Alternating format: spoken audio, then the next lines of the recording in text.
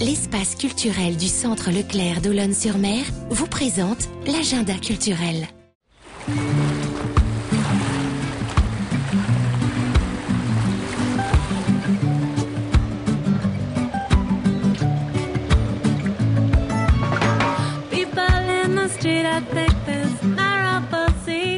Bonjour à tous, votre agenda culturel passe à partir de cette semaine à l'heure d'été, une version plus courte mais toujours autant d'idées de sortie et un invité à chaque fois.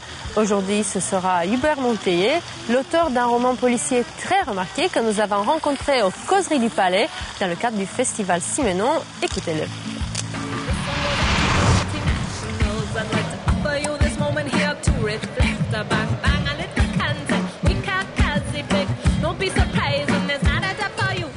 Hubert Monteiller, bonjour. Bonjour. Nous ne pouvions pas espérer un meilleur lieu pour vous rencontrer, pour rencontrer un auteur du célèbre roman policier qu'un palais de justice.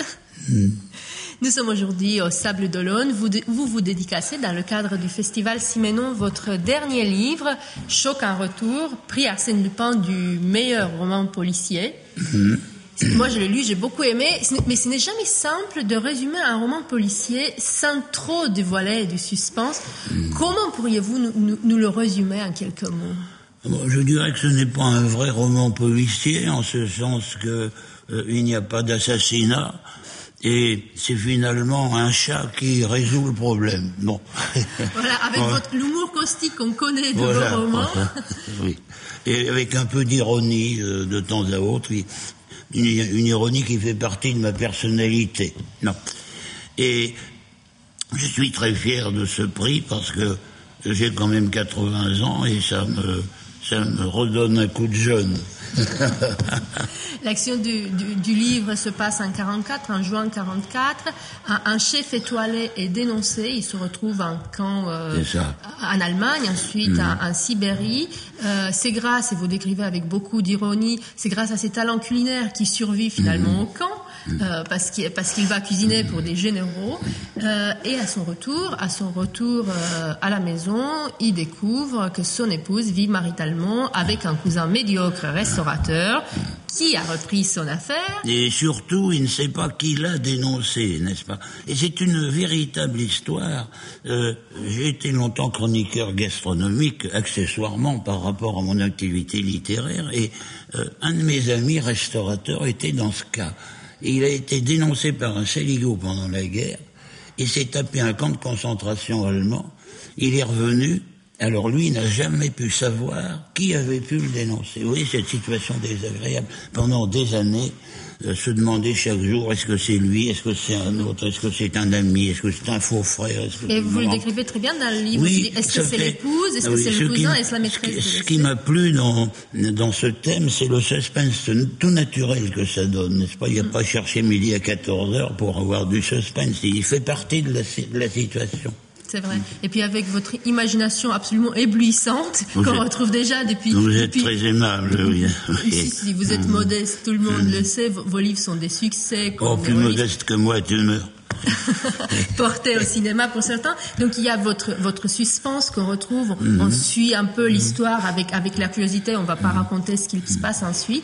Mais il y a aussi, et c'était une grande surprise pour moi qui ne suis pas une spécialiste des romans policiers, il y a une vraie écriture littéraire, un vrai texte littéraire. Et j'ai découvert que Jean Toulard, dans son dictionnaire du roman policier, vous considère comme le plus littéraire des auteurs de romans policiers. Oui, c'est bien de ce que...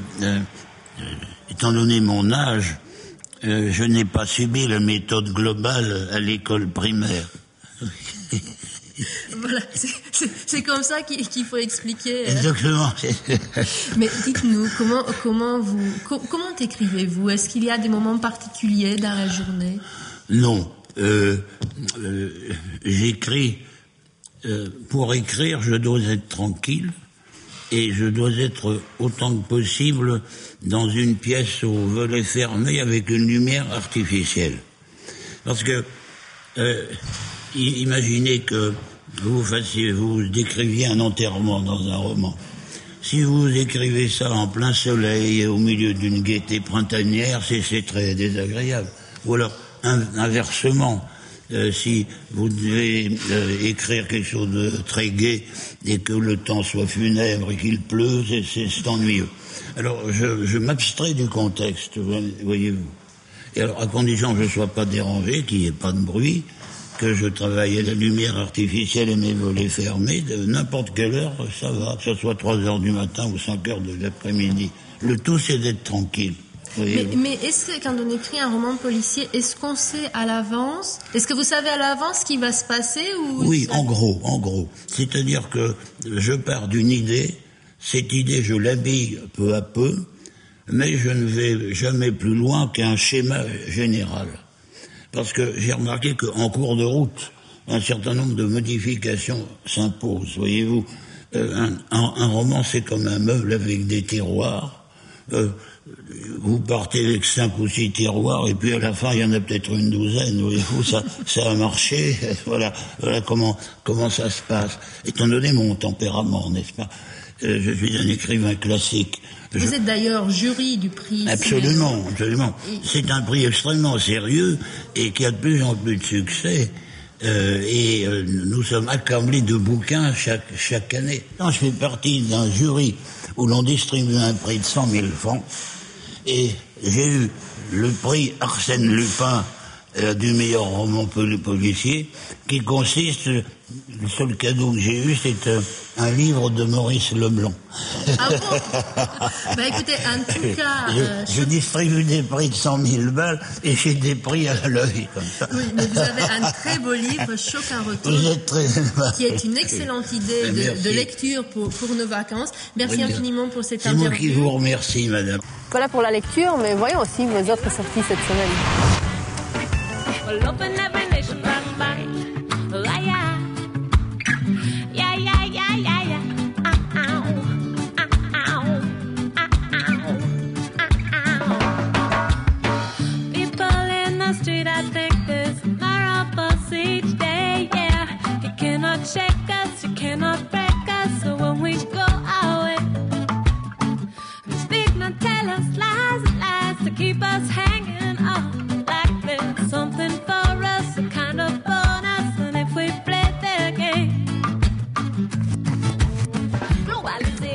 Voilà, c'est la fin de cet agenda culturel. On se retrouve la semaine prochaine au Moulin de Frély. D'ici là, très bonne semaine à tous.